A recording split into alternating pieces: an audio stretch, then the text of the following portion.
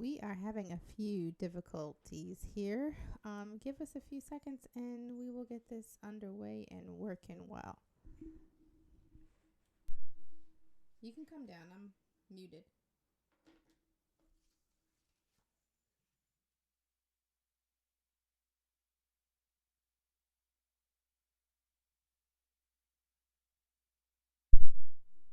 All right. I think we have got it. Good evening. Good evening.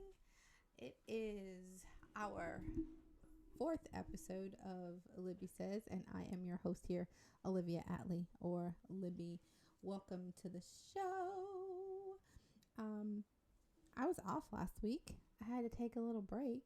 I had a very busy April and a really busy week last week, and I had a big weekend ahead of me, and I thought it was smart for me to take a moment's time to refresh and just restore myself so I could be my best for all the things I had to do. And quite frankly, I didn't want to have a crappy show. So I was like, I could be consistent and give them crap, or I could pause and hold to my standard. And that was far more important for me. So, welcome to the show. Each month, so we're in our second month. Woo woo, raise the roof. Each month we have a different theme, and this month's theme is education. And so, if you have been following me or you do follow me on any social media, you know that I am a teacher. So, this one is near and dear to my heart. And this week here in the United States, it is Teacher Appreciation Week. It used to only be a day. In some spaces, they still only celebrate for one day, and to each their own. But thank you for the folks who thought it was important enough to, allow teacher appreciation to be longer than one day. So we're going to talk about education, but specifically today, we're going to talk about educators. And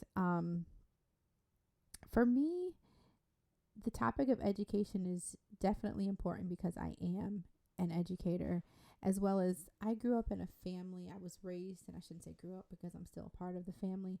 I was raised in a family and grew up in an era in which education was highly revered. And that is my foundation for how I have engaged in my son's academic journey. It's the foundation of how I engage and interact with my colleagues, my coworkers at my current school, KIPP Columbus. Shout out to all KIPP schools across the country, as well as it frames definitely how I show up in my classroom every single day. Educators are some of the hardest working people in the world, and we don't get enough credit for the work that we do. Most of us are not paid well for the work that we do and the time that we put in. And when I engage with any educator, I come from a space of understanding and knowing that 9 times out of 10, they're not getting what they deserve on so many levels, as well as respecting them for the amount of knowledge that they have and the amount of time that they put into a single lesson. Like, I'm not going to get that granular today. Hopefully, I'll have some time to do that in the coming weeks. But if you understood what a teacher does just to deliver one lesson, like one, you would go, okay, maybe I'll get off their backs for just a little bit. It's just amazing to me the amount of work, intentionality, and care and concern that goes into creating a lesson, creating an atmosphere, creating a culture in your classroom. And it's so important because all of those things matter when you're trying to educate a student, because you have to think of so much more than I need to teach them that 2 plus 2 is 4, right? So that being said, I'm not going to get that into that too much tonight at all. Actually, let me just be honest. But I did just want to say, like, noting that the way I show up and how I revere educators and those who work in the education field comes from that space where I grew up and was raised in honoring and respecting education and the education system as a whole in a way that I just don't feel like we do anymore. So, anyways, so in honor of Teacher Appreciation Week, I want to take a few moments and highlight and shout out a few teachers who have meant a lot to me over the years. And, excuse me, before I hop into that, I want to name and notice that my attire is very intentional. This is teacher attire. Like, most of our buildings are cold. Most of the time, you gotta bundle up. I usually have a scarf. My scarf is back here. I may need to throw it on, but I literally wanted to come teacher mode today. And shout out to my people at God is Dope for this amazing shirt. Prayed for this, literally everything in this moment, in this space, definitely prayed for to arrive here. So thank y'all for having a shirt that helps to highlight that. But more importantly, thanks be to God for his provisions in my life. All right. So this attire is not lazy person mode. However, it's definitely teacher mode. And every teacher who is watching can go, yeah, looks about right. Normally I would have a pin somewhere stuck in my head because that's where I hold them at in my ponytail. So let's go ahead and throw one up there for y'all. I'll do it so y'all can see it though. That won't be fun. And it has to be a pencil or a felt tip pen like this. These are the best pens ever created besides Sharpie pens. If you disagree with me, you're wrong. All teachers know that I'm telling the truth. You can fight me if you want to. All right. So anyways, back to the things. So I want to talk about and just highlight a few teachers and why they meant so much to me in my life and my journey. And there's one from each school. And I sat and thought, who will be the ones that I will share? It gets a little harder in some spaces. You guys had some really dynamic teachers in some of my spaces, like a lot of them. So it was definitely hard to choose. So if you went to school with me and you disagree and you're here, I want you to hop in the chat and shout out your people too. So let's go. So we're going to start with my elementary school, which was Erie Elementary in Elyria, Ohio. That is northeast Ohio, 30 to 35 miles west of Cleveland. And this particular school loved for so many reasons, but the one teacher that stood out to me the most was our gym teacher, Mr. Volk. And if anyone knows me traditionally, you know that gym was my least favorite subject. When I say least, in middle school and high school, I cried before gym class every single day. Sometimes it was internally. Sometimes I actually literally shed a tear. I remember hiding in the locker room several times, hoping that the gym teacher would not come and find me. Unfortunately for me, in middle school and high school, my gym teacher was a female, so she would walk into the locker room and come get me. But in elementary school, I had this amazing gym teacher. And I didn't really love the content any more than other gym classes, but I loved his attitude and his disposition. He believed that anybody could do anything if they tried. And I was, not a huge fan of gym. So 9 times out of 10, I wasn't one of the folks trying to step out and do something, especially the first time. You want a first time volunteer in gym, I'm the last person. Last person. Now, I'm going to set this up for you. I was probably in the 4th or 5th grade, I think 4th grade, because I can almost remember the outfit that I had on. It's pink and gray, and it was a skirt because my mother believed that girls should wear skirts as much as possible. So I was the child who listened to my mother probably the most, and I wore skirts very often in elementary school. So anyways, I'm standing there in a skirt, knowing good and gosh doggone well that I had gym that day. But back in the day, that would be our excuse to not participate in gym. Anywho, Mr. Volk was like, no, not happening. So I still had to do all of the things, but then he dropped down the rope. So if you grew up in the 80s, you know what I'm talking about. Usually in gym class, there was like this activity you had to do where you had to climb the rope. So he drops down the rope, and I'm like, what's that? And he goes, it's a rope. And of course, I had seen it wound up in the rafters of the gym, but never thought about it. Who knew? I don't know what I thought it was for. But the rope is down, and the rope has probably like 4 or 5, maybe 6 knots tied in it. And he's like, all right, who's going to be the first to climb it? And I was like, we climbing ropes? What is this? And of course, I don't participate, don't like gym, and I have on a skirt. So a few people tried and they weren't successful. I love a challenge. So I was like, I want to try it. And all the girls were like, but you have a skirt on. I was like, whatever. They've seen panties before. And Mr. Volk was like, you want to go? And I was like, yep, I'm going. He's like, all right, well, you gotta. And before he could say gotta, I'm past like the 2nd or 3rd knot and I'm scaling. So the thing is, like, after you get past the last one, there are no more knots. So you just really have to use your body strength and a really quality grip to get your way up there. Homegirl got all the way up to the top, and then I get up there because I wasn't listening to him. Like, I was like, bro, I saw them do it wrong. I already figured it out. I get all the way up to the top, and I'm hanging, and I was like, what do I do? And he was like, I was like, how do I get down? He's like, you just slide. And I was like, what? He goes, don't let go, but hold close, but not too tight so you don't burn. But he coached me all the way down, right? So I slide down, I get down, and I felt so accomplished. And it was just like his willingness to encourage me despite all things. Like, he didn't make fun of me, because, you know, some teachers will be like, oh, now you want to participate? Oh, look at this one. Like, he had nothing nasty or negative to say. He was straight up encouraging. And he knew I was scared when I got up there. He knew I was scared. And he didn't freak out.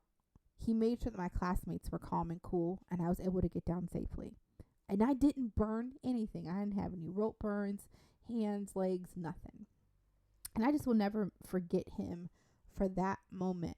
Unfortunately, he had passed away a year or 2 later of a sudden heart attack while I was away at summer camp. And I remember my mother telling me this, and I bawled all the way home. I don't know who the gym teacher was after that. Obviously not somebody that was worth remembering, because I don't. But rest in peace, Mr. Volk. Thank you for being such an encouraging educator. All right, when we get up to Northwood Junior High School, once again, Elyria, Ohio, my favorite teacher there, I think I'm going to do 2 on this one. My favorite teacher there was Miss B. She was the cheerleading coach. Go figure that. Loved her. You want to know why? Because she was the sweetest thing in the world. She was just nice. Like, she was just nice. But she didn't take any crap. But she was so nice about it. Like, she would sit in the windowsill in the cafeteria for lunch duty. She'd watch us be wild and crazy. And then 1 or 2 of us would, like, try to take it to the next level. And she'd be like, no. And I'm like, okay, maybe not. So when I made the cheerleading team, it was even better because she was in my lunch duty again, and I would sit up in the windowsill with her, and we'd just talk, and she was just so nice. Like, she was just one of the teacher that everybody wants. Just kind, compassionate, definitely still high expectations, and that's definitely what she embodied as our cheerleading coach. Just a really nice woman who had the heart for students and wanted only to see the best out of them at all times, including during lunch period. Now, the second one I'm going to mention, I don't remember her name because I didn't like her. But we all have one teacher that we just didn't like for whatever reason. And I've tried in my life to go back to this woman and try to think of, like, what can I pick from that was helpful? Nothing. So what am I bringing this up for during Teacher Appreciation Week? Don't be that teacher.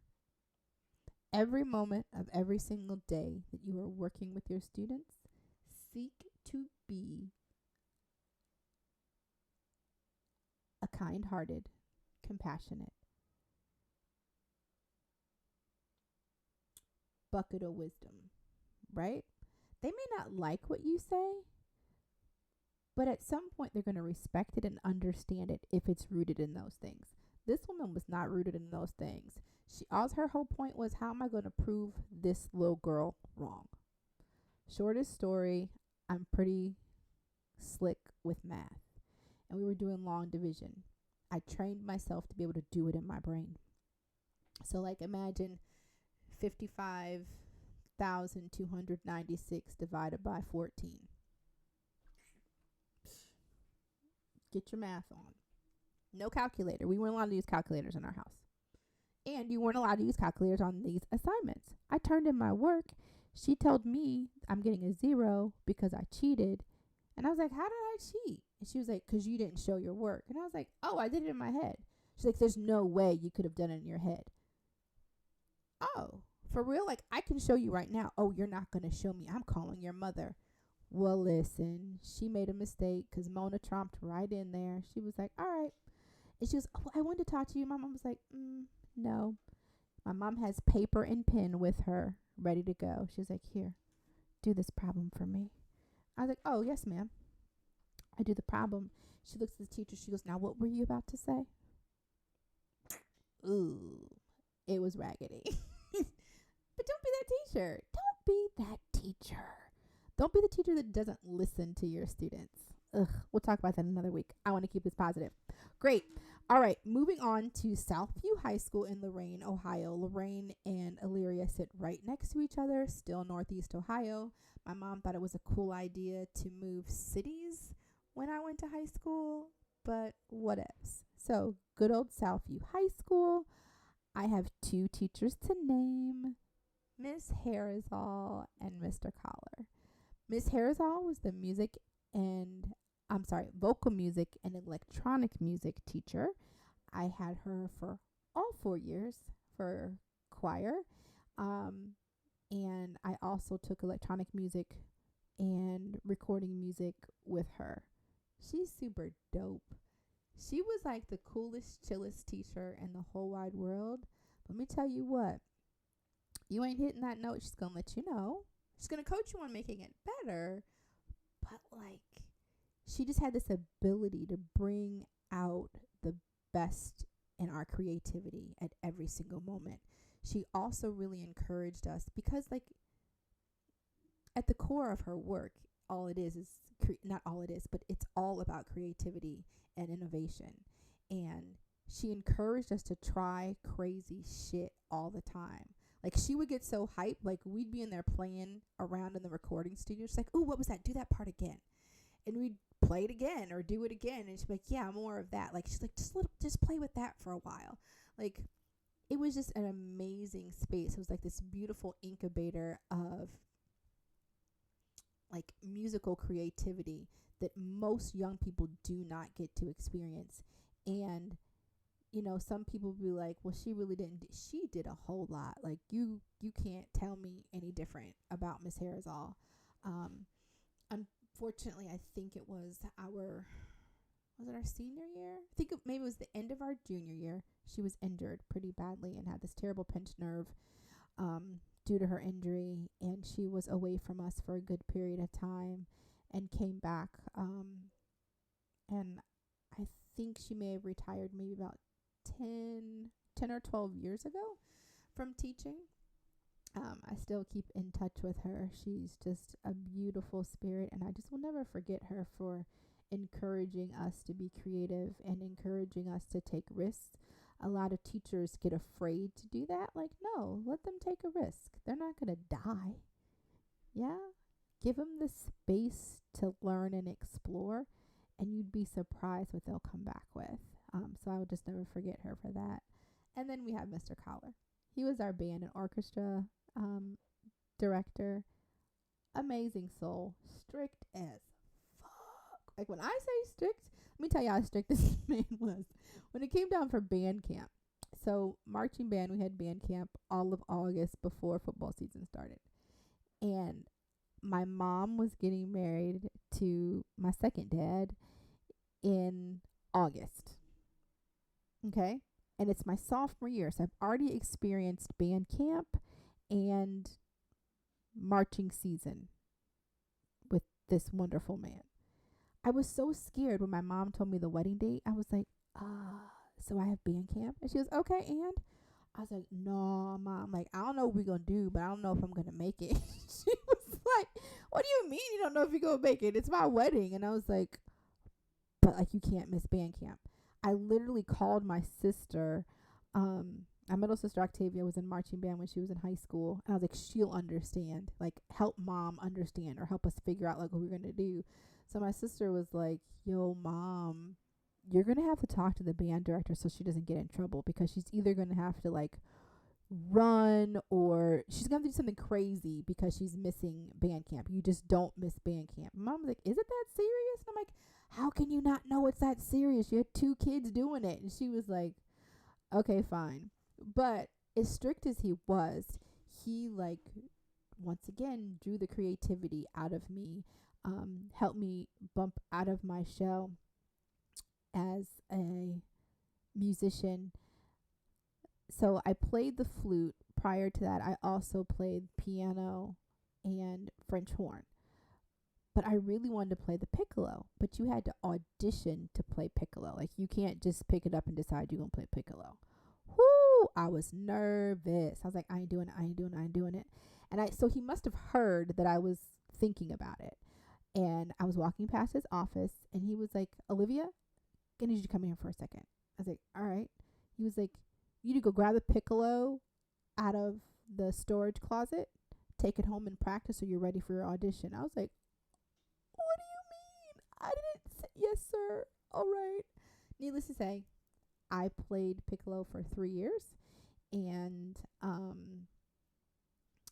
don't know what seat I was, but there was a whole lot of flutes, and I was, I think, only one of maybe 4 piccolos. I guess I played well. But that was because he pushed me. He pushed us all. But his high expectations and his standards were so important to my growth as a musician and as a human. So thanks to him as well. All right, let's get up to Bowling Green State University. Anyone who attended BGSU and was in the dance department while I was there, the years of 1996, this is hurting, to 2000, will know that what I'm about to say is a big surprise. But Deborah Tell, girl, thank you. Thank you. You put up with my nonsense. You put up with my nonsense. I was a piece of work when I was in college, like a whole piece of work. But she put up with my nonsense. I gave her a hard time about a few things. I won't tell you that they were yoga related, but I did, and she put up with it. But more than that, she encouraged all of us to really dive deep into the areas that we were most interested in, and to research and to be more knowledgeable in those areas. Because it's not, for her, it was like, it's not good enough to just say that you like this company or that company, or you prefer this instructor or this style over that style. I want you to really, really research it, understand it, know it, and be able to talk about it like an expert. So by the time I graduated from Bowling Green State University in the year of 2000, I was doggone near an expert in Alvin Ailey and Alvin Ailey American Dance Theater. Between him and Isadora Duncan, and let's see, who were my others? Loie Fuller, Martha Graham, and Catherine Dunham. Those are my favorites. But any, hands down, like, they all knew if Olivia was giving a presentation, one of two things. They were either black or it was going to be Alvin Ailey, and he was black.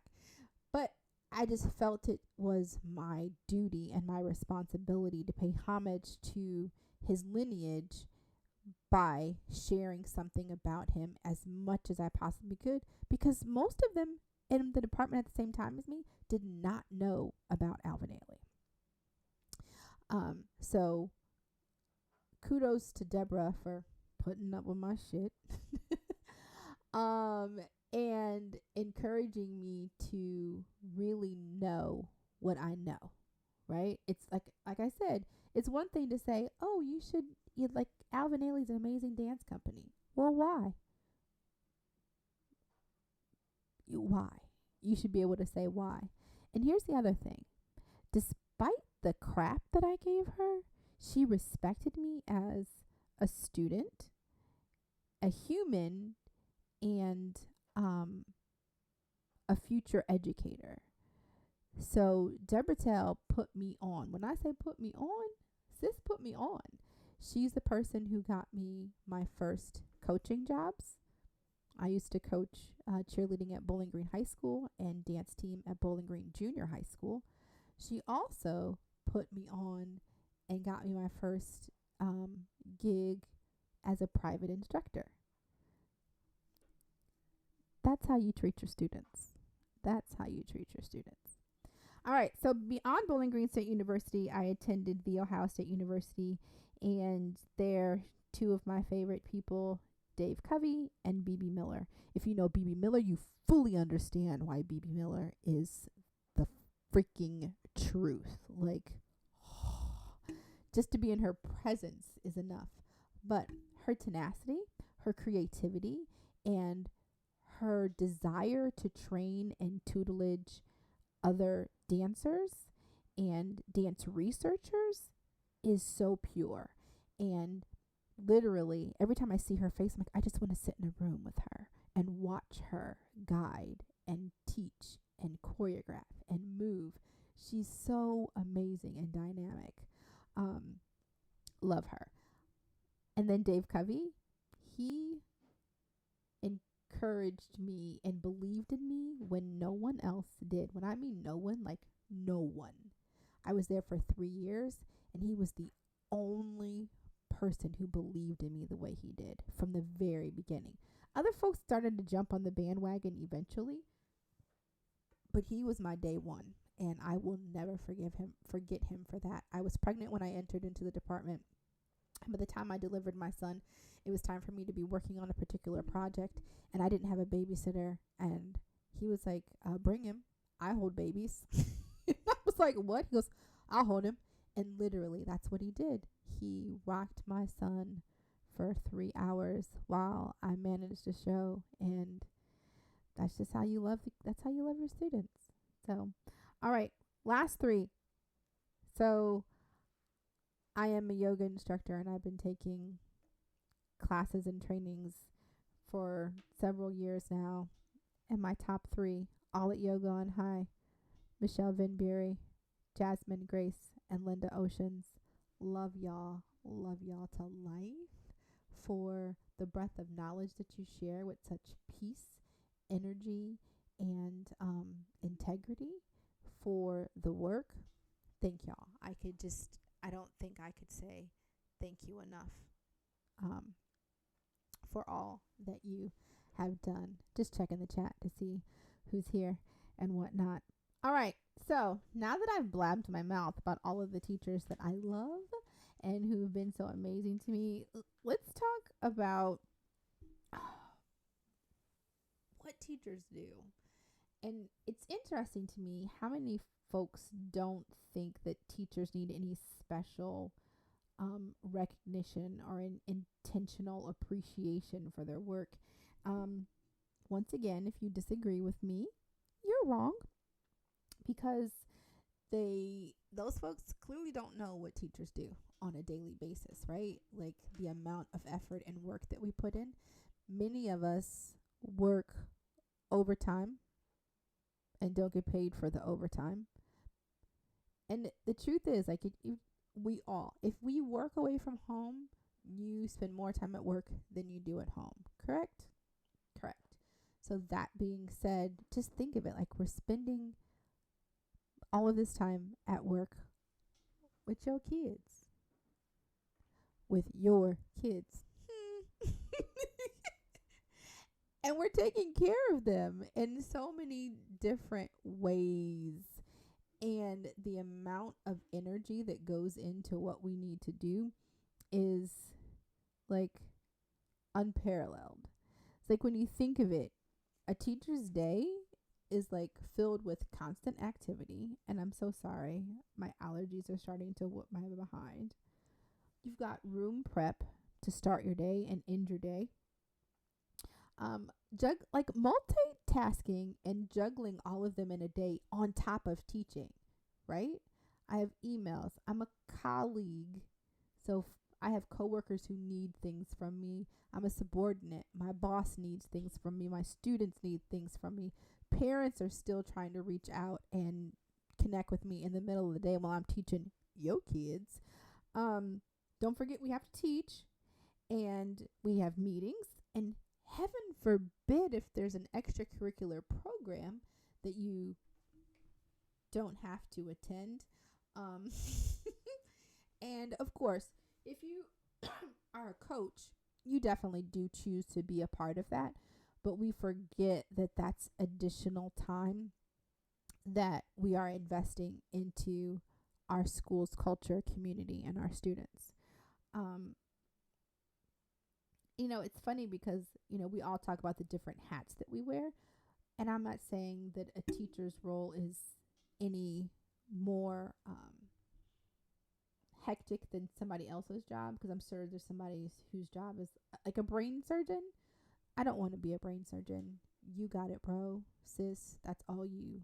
I'm good. It's probably far worse than being a teacher.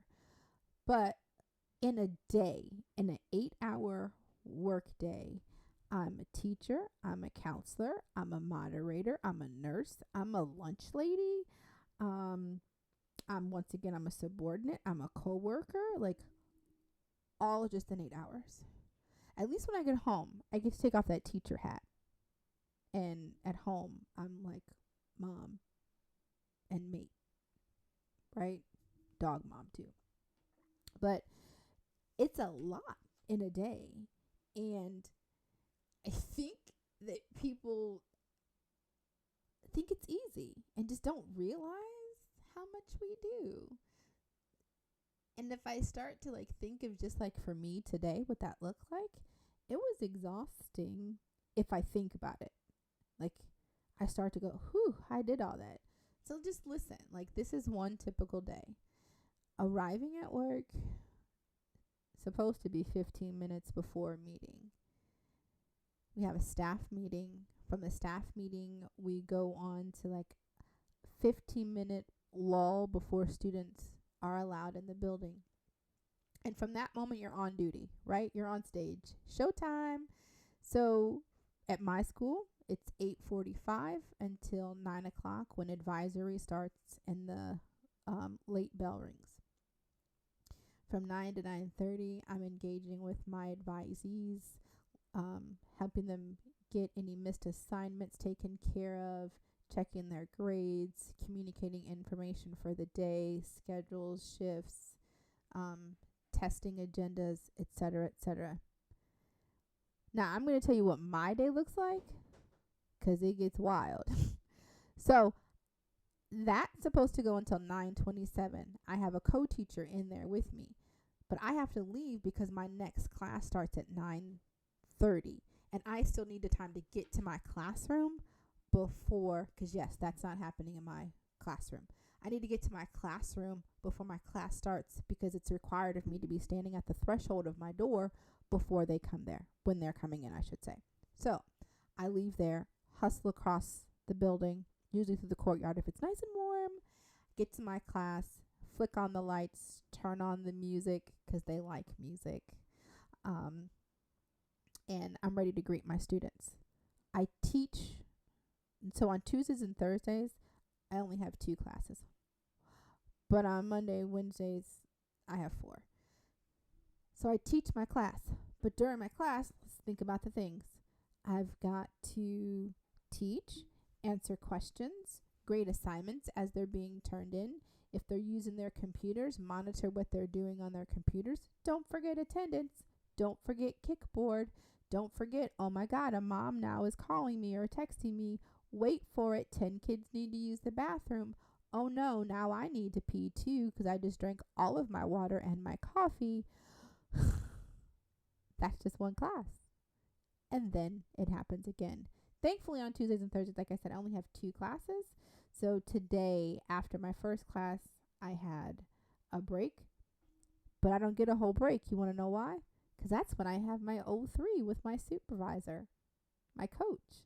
So I get on a call with my coach for 45 minutes, and we share the things that have taken place over the past week. He asks me questions. I ask him questions. He gives me support. I give him feedback. And then we get off the call, and then I start teaching again. Do it all over again. Wait for it. Wait for it. Now we have lunch duty. But when are you going to eat lunch? I don't know, sis. But I have to go in here with the kids and monitor them during their lunch break. That's usually when I try to eat.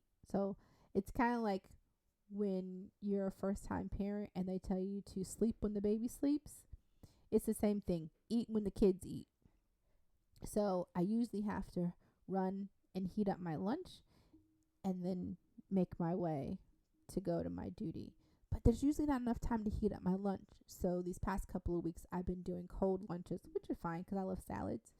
But just know that you got to plan that time accordingly. So after my lunch duty, I teach another class. After I teach that class, I get a small little reprieve before I have dismissal duty. Now, it depends on what grade you teach, but some people will feel like recess duty is worse than dismissal duty, and I disagree. Dismissal duty is the demons. It's the worst because the kids be ready to go, so they don't want to listen to anything you have to tell them, including your ride is not here, you cannot leave yet. That's the last thing that they want to hear. So dismissal duty can be a little bit tumultuous, to say the least. But that's like my general day. Oh, I'm sorry.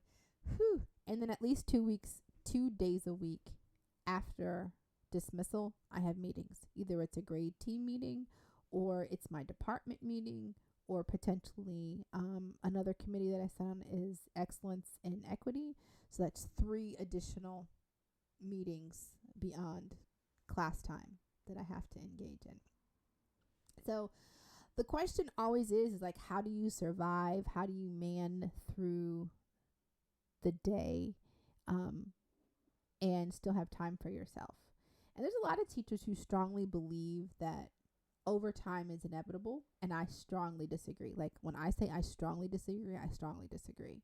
So what I'm going to say is I'm sure that people know me like, but girl, you be grading at home. That's usually a strong choice. I prefer to do my grading at home sometimes, depending on what it is, because I get to lounge on my couch and watch TV while I'm doing it. Like literally, I go, I'm doing this at home because I want to. But if I don't want to, I can set my life up that work never comes home. And that is my ultimate goal and my preference. Sometimes it doesn't work that way. But there is a way to manage your time. And, you know, a lot of teachers, I follow this particular teacher group and board that I remember I said that, like, you need to manage your time.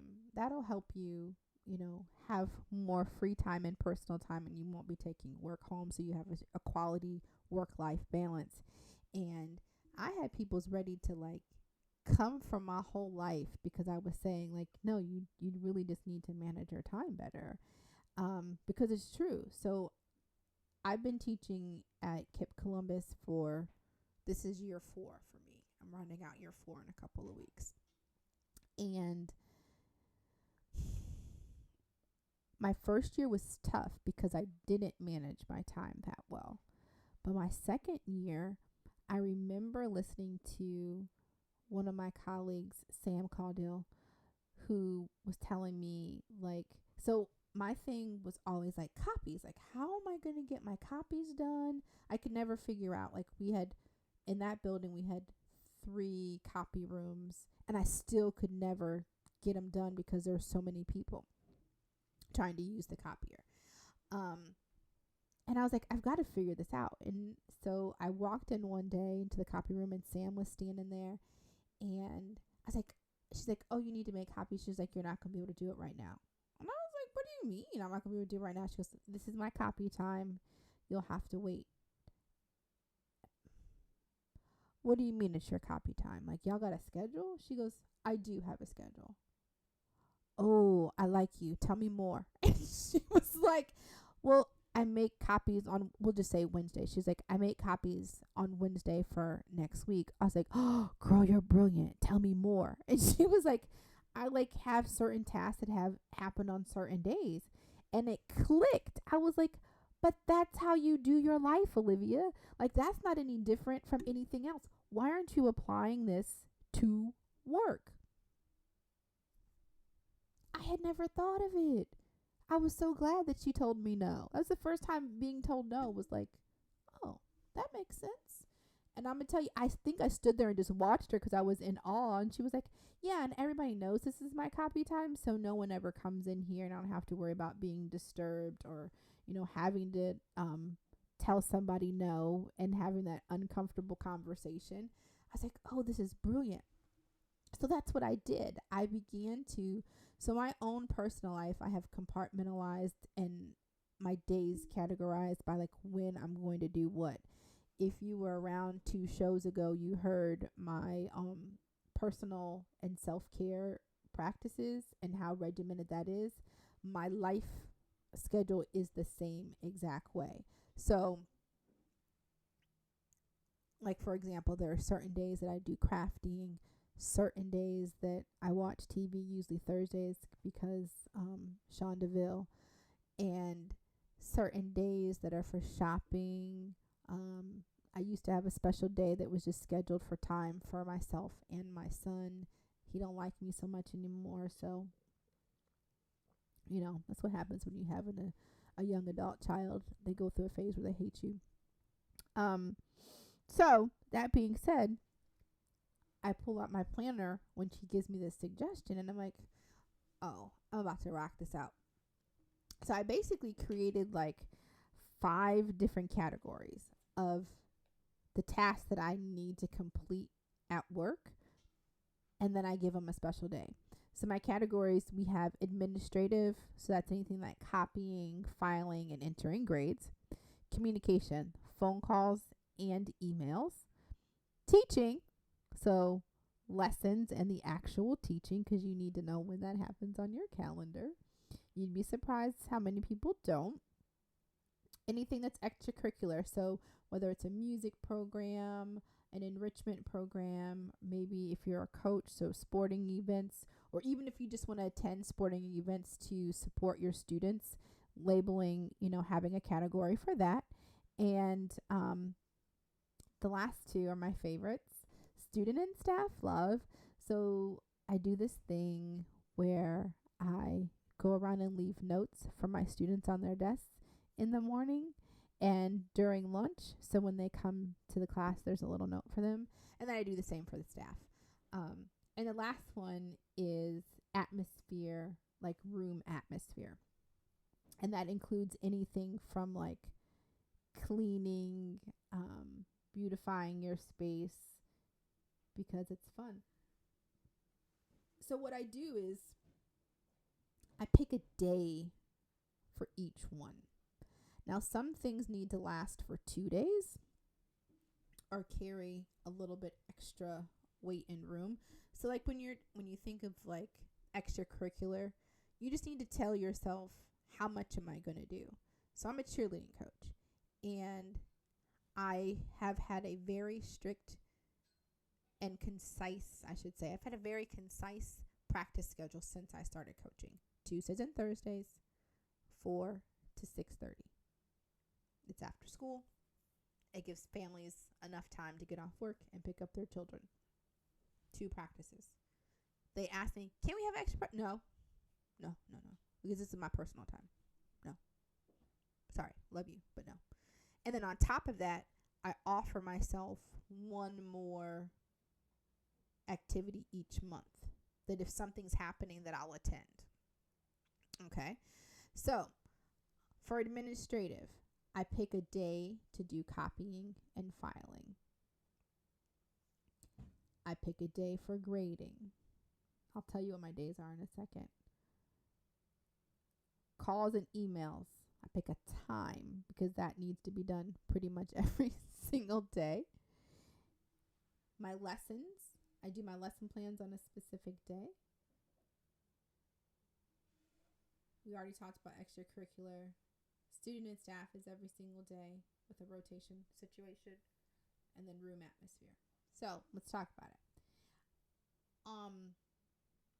My calls and my emails are taken care of every single morning. So when I get to work, and it's been harder this year because the schedule is a little weird and wonky. I don't like calling families during the school day, and I don't like communicating with my colleagues during the school day unless it's a quick text message. But like if it's a lengthy email, I'm sharing a lot of information. I'm teaching, you're teaching, that's distracting.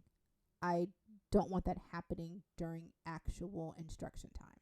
So I do my best. In the past, it worked really well that first thing in the morning, phone calls and emails are taken care of. Of course, there's usually space for follow-up after school. So after my afternoon duty, I have that scheduled out as well. Now, during my planning period, I always print for the next week.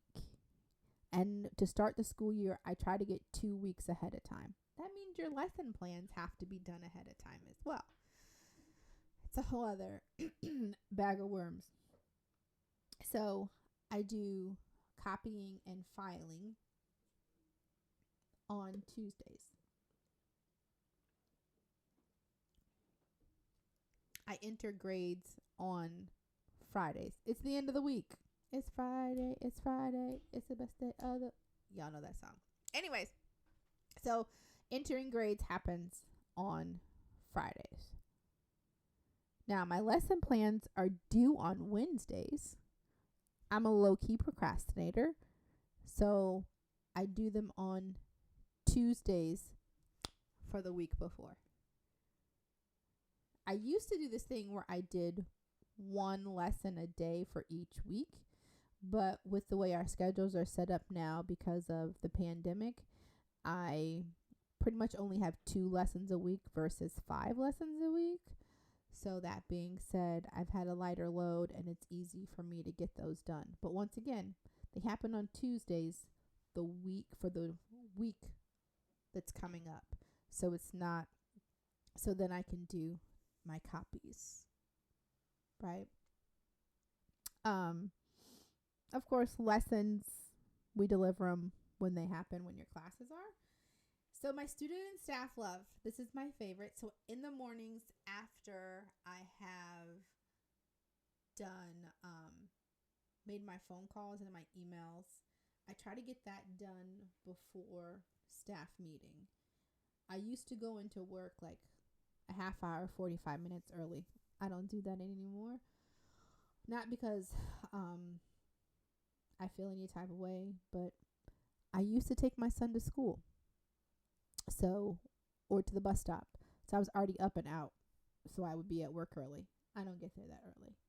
So I don't get it done before staff meeting. But that's usually my goal. Anywho, so after I do my communication, then I go deliver my notes or my treats or whatever I'm going to do for someone. My mental process is that I leave at least, I teach about 130 kids a year. So what I do is I try to leave a note for a student in a class that I'm not going to see that day. Make sense? So not the ones I'm going to see, but if I'm teaching Bob and John today, I'm not leaving notes in that class. I'm leaving notes in the other class. And then the next day I switch again. And then on top of that, I get real funky. Like I'll do 1 week, I'm doing administrators. And then the next week I'm doing the second grade team, et cetera, et cetera. So it gets a little, I get a little crazy with it, but I love planning and organizing and structuring my time. It feels really good to my soul. So that's what I do. And so when it comes to my class atmosphere and classroom prep, I utilize my students. So wait for it. The students that I will see that day will get to come to my classroom and help. So what do? They come and they sharpen pencils. They'll set up yoga mats if they need to be set up. They'll reorganize my library, erase my boards. I have one of those calendars where you slide in the date. I'll have someone set the calendar for me. I have a string of lights that spell out words. I let them pick a motivational phrase and put it in there for me. These are all things that children get to do. So they help me with those things every single morning. But then on Tuesdays and Thursdays, I do a very deep clean of my classroom. And this is prior to COVID. So this isn't because of COVID, but prior to COVID, this is what I always do. Tuesdays and Thursdays in the afternoon, I clean every surface. We have an amazing janitorial staff that works in our buildings. But I also feel it's my responsibility to keep that space nice and tidy and sanitize as well. So, I'd be wiping down. I wipe down with Clorox wipes and I do a spray and I'm finished. But that's so deep, to the point of I'm cleaning off markers. I'm cleaning off every counter. I'm pulling things out just to make sure there's no dirt and muck left over that be lingering around from children. So I do that 2 times a week. But then once a month, I update the decor in my classroom. I'm a washi addict, so washi tape is one of my love languages. If you ever want to share gifts with me, we want some Papermate pens and we want some washi tape. But I use the washi tape in my classroom to line border on bulletin boards and my whiteboard. It's just really decorative and it stays better than me having to draw things and it accidentally getting erased. But that's how I compartmentalize my time so that when I leave work, I leave work. I love what I do. I love my students, but I also love my family and my friends.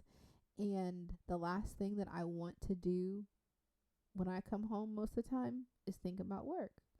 I may talk about it, but I don't want to have to come home and do lesson plans, or I don't want to feel like I had to bring all this work home for me to grade or to engage in. And some people do that to themselves, and it's not healthy. It's not healthy. And like I said, I will choose times when I purposely will bring work home. But I try not to get into that cycle.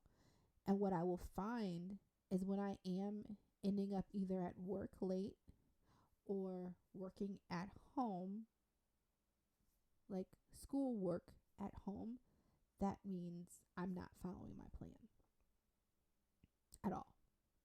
That's always if I've spent 3 days in a row working at home, that means I didn't do what I was supposed to do at work.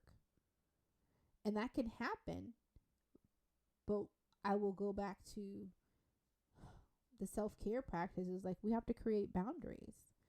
And oftentimes people don't like that. They don't like to be told no. They don't like to be told you'll have to wait. They don't like that. And I'll have people come into my office hey, can I talk to you really quick? I'm sorry, I can't right now. Or I'll be copying and somebody will come oh, can I make copies real quick? No, I'm sorry. This is my scheduled time for me to do this. Sorry, you'll have to wait, or you can use the other one.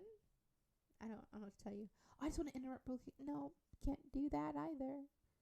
Or people demand this is my favorite. They'll send me an email and text me talking about, did you read my email? I keep telling y'all, I do not look at emails during the day. And that's the one that really drives people crazy. They're well, how are we supposed to communicate with you? Well, you could call me. You could text me like you just did, or if you want to come have a verbal conversation with me, if I have time, I definitely will oblige. But I'm not checking email when I'm supposed to be engaging with my students. I'm just not doing it. It's like when I come home, I just remember I had to train my friends, like, when I come home from a long day's work, I want to talk to my son.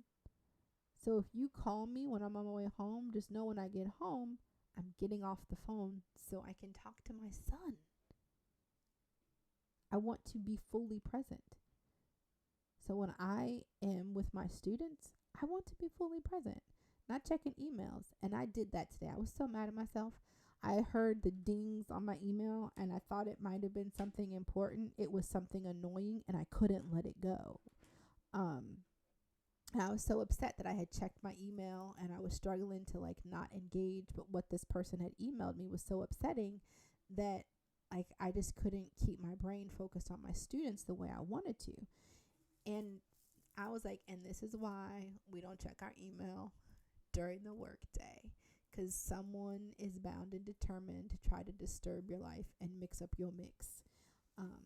So I hope, that what I shared was, informational and eye-opening to the day and life of a teacher, and why teachers are so important, and how, not even how, but our reasoning why, like, we deserve appreciation, we deserve respect, we deserve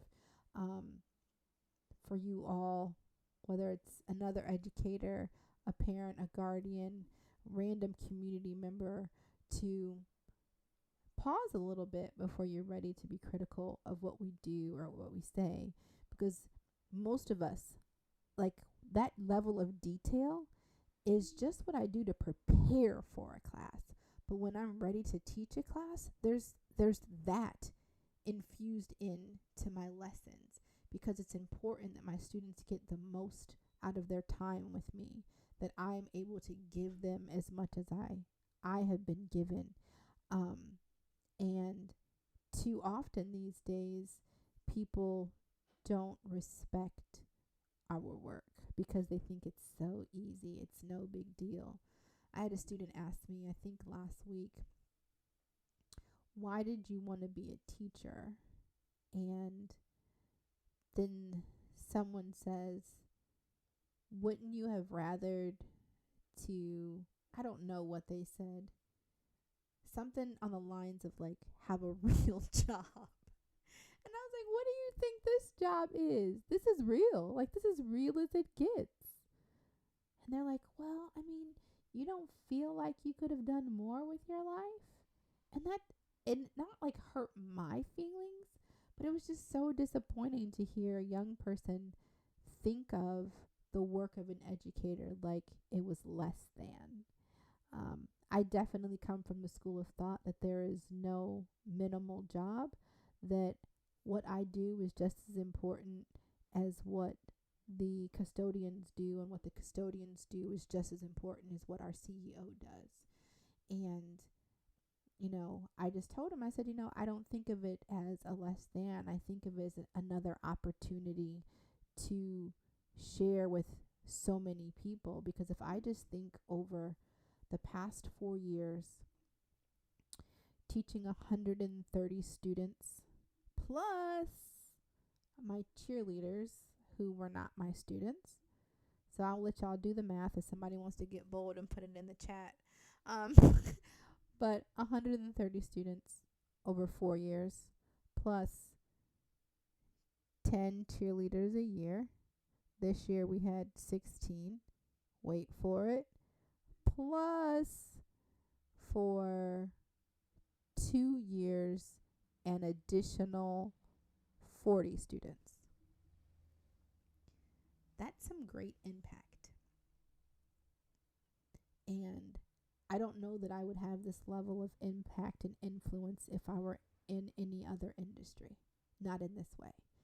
And it's giving me the chance to really share and to love and to care. And that's the heart of what teaching is. And I am so blessed to be able to do it in the way that I am, with the content and information that I'm able to. And at the school that I'm at, KIPP schools are very unique and dynamic. We believe in character as well as education, but we believe that character is more important than education, because character can take you places that knowledge sometimes can't. So, if you know a teacher, I encourage you to reach out to them tomorrow and let them know how much you appreciate them. Let them know that they're valued, respected, and loved. And teach your children, teach your family, the young people that you know, to have the same level of honor and respect for them and the work that we do on a regular basis. And before I log off tonight, I would be remiss if I didn't, and this is going to be a hard one, if I didn't honor a very special teacher in my life. I didn't realize how much her work influenced mine until probably about 2 years ago. And that would be Reverend Charlotte Evans. My dear friends, Herbert and Dolores, their mother, who passed away a few years ago. She was a teacher in our community, and man, did those kids probably hate her in so many ways, because she worked at an alternative high school. I mean, school. I don't know if it was just high school, but she worked in an alternative school, and she was a tough sis. Like, she was tough. She was serious about her work, but she loved those kids deeply. And she wasn't taking any crap from them. She wouldn't take no crap from us either. And I realized one day while I was teaching, and I was like, oh, you got a little bit of Reverend Charlotte in you over here, which is beautiful. So once again, I would be remiss if I logged off of this show this evening without honoring her and her work. Loved her dearly. Her and my mother were very dear friends as well, and just thankful for the wisdom and the standard that she set, and just thankful for her and all teachers. I appreciate y'all. Please make sure you take that time within the next 24 hours to honor a teacher or teachers that you know, whether they're folks that you learn from, or that your children or children that you know of are learning from. They definitely deserve to know that they're appreciated and cared for. I appreciate y'all. I appreciate y'all following me and being present. Have an amazing evening. Have a wonderful weekend, and we'll be back next week. Ciao.